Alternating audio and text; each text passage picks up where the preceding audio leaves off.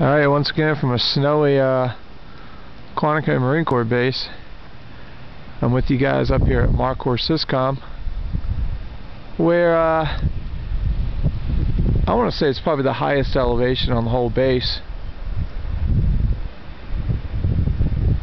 We're in the blizzard on Wednesday. I don't even know the day anymore, but we've gotten about another 8 inches so far.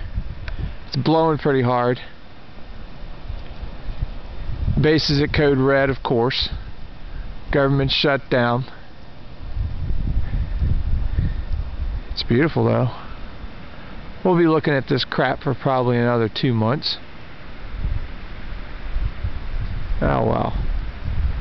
What do you do? Enjoy it. It's funny about Quantico. A lot of people hate this place, but in the snow it's actually a pretty beautiful base. I like it. Alright. Y'all keep warm.